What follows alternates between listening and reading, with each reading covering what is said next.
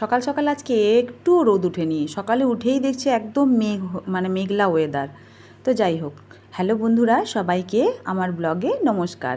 আর সবাই কেমন আছেন? আশা করি সবাই ভালো আছেন। আর একটি ব্লগ শুরু করে দিলাম সকাল সকাল। গুড মর্নিং সবাইকে। আর আজকে কি বলছিলাম যে হ্যাঁ, রোদ উঠেনি, একটু রোদ ওঠেনি, পুরো মেঘ এসেছে আর পুরো ঠান্ডা হাওয়া দিচ্ছে। মনে হচ্ছে এত গরমের মধ্যে সকাল সকাল একটু ঠান্ডাই লাগছে আজকে। তো যাই হোক, ছেলেকে স্কুল পাঠিয়ে দিয়েছি সকাল সকাল। পাঠিয়ে দিয়ে আমি কি কি রান্না করতে পেরেছি এখনও পর্যন্ত আপনাদেরকে দেখাই। এখনও পর্যন্ত মোটে 9:30 ওরকম বাজে। ভাত করেছি আর এদিকে সর্ষে পোস্ত দিয়ে চচ্চড়ি করেছি, ডাঁটা, বেগুন, মূলো, আলু, লাল আলু সব কিছু মিশিয়ে। বেশ সুন্দর লাগে এটা খেতে, করেছি আর কি। তো এটা আমি ফ্রেন্ডের কাছ থেকেই শিখেছি, আগে জানতাম না। তো সেই জন্য করেছি, হাজব্যান্ড খুব খেতে ভালোবাসছে তাই করে দিলাম আজকেও। আর এদিকে স্যালাড কেটে রেখেছি, দাঁড়ান খুলতে পারি কিনা দেখি, একদম টাইট হয়ে গেছে ঢাকাটা।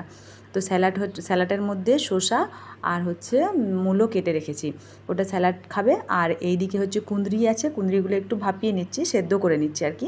একটু সেদ্ধ হয়ে গেলে তারপরে আমি খসলা দিয়ে করব। খসলা যারা যারা আমার ব্লগ দেখেন তারা জানবেন অবশ্যই খসলা কী, আমি বলেওছি আগে। এই দেখুন বেটে রেখে দিয়েছি। খসলাটা হলো তিলের মতনই দেখতে, বাট তিল নয়। ওটা ছাড়িয়ে পরে বাটতে হয়, খুবই সুন্দর লাগে খেতে, পোস্তুর মতন প্রায়।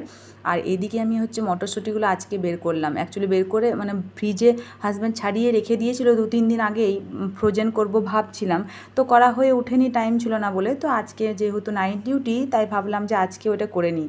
তবুও দেখুন একটা দুটো পুং বেরিয়ে গেছে, জানি না হবে কি না, তবুও দেখা যাক, আজকে করব ভাবছি। তাই একটু ফ্রিজ থেকে বার করলাম, ভাবলাম যে একটু গরম হোক, একদম ঠান্ডা আছে তো, তাই ওটা করে নেবো আজকে। আর দেখুন কারেন্টটা চলে গেল, এই দেখুন ইন্ডাকশানটা বন্ধ হয়ে গেল। তো কুঁদরিগুলো সেদ্ধ হয়েছে কিনা কে জানি, আবার যখন আসবে তখন এই হয়েছে জ্বালা, এখানে খুবই কারেন্ট যায় আমাদের। এই যে একটু বাকি আছে, দেখা যাক কারেন্টটা আসুক, আর না হলে আমি গ্যাসেই করে নেবো। আর এদিকে অন্ধকার লাগছে দেখুন পুরো জায়গাটা। চলুন আপনাদেরকে দেখাই যে পুরো আজকে রোদ উঠেনি একদম, পুরো ওয়েদারটা একদম মেঘলা হয়ে আছে। আর কি বলুন তো, 1-2 ফোঁটা বৃষ্টিও পড়ছিল একটু আগে। তো আমি ভাবলাম যে ছেলেকে তো কিছু পরিয়ে পাঠানো হয়নি, আবার তারপরে দেখছি যে আবার 5 মিনিট পরে বন্ধও হয়ে গেল। ওই দেখুন একটুও রোদ উঠেনি এখনও পর্যন্ত। পুরো চারিদিকটা অন্ধকার অন্ধকার আছে, আর পুরো হাওয়া দিচ্ছে ঠান্ডা, মনে হচ্ছে কোথাও বৃষ্টি হয়েছে। তবে সেদিনকে খবরে বা কিছুতে দেখছিলাম যে শিল পড়েছে, শিলাবৃষ্টি হয়েছে কোথাও, তো মনে হয় সেই জন্যই। আর আমার ঘরের অবস্থা দেখুন, পুরো একদম চারিদিক ছত্তিচ্ছন্ন হয়ে আছে। এগুলো সব গুটাতে হবে, সব জামা কাপড় এদিক ওদিক হয়ে আছে। তো আজকে ভাবছি রান্নাবান্না করে নিয়ে এগুলো সব গুছাবো, কমপ্লিট করব।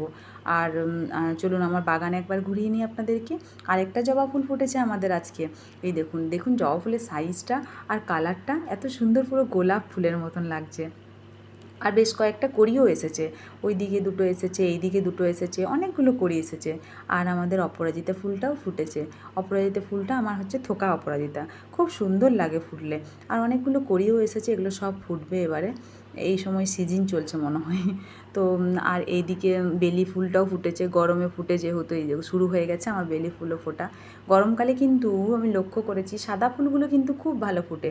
আর নয়নতারার তো বলারই নেই, রোদ পাক জল পাক না পাক, তবুও একদম অনেক ফুল ফোটে। রাস্তার সাইডে সাইডে যে সাদা রঙের গোলাপি রঙেরগুলো থাকে, ওগুলো পুরো সাদা হয়ে যায় গাছটা। এই সময়টাতেই ওদের ফোটার সময়, শীতকালে কিন্তু একদম পাওয়া যায় না এরকম, আমি দেখেছি। ফুলের খুবই অসুবিধা হয় পুজো করতে শীতকালে, বাট গরমকালে কিন্তু সাদা ফুলের একটুও অসুবিধা হয় না, খুব সুন্দর পাওয়া যায়।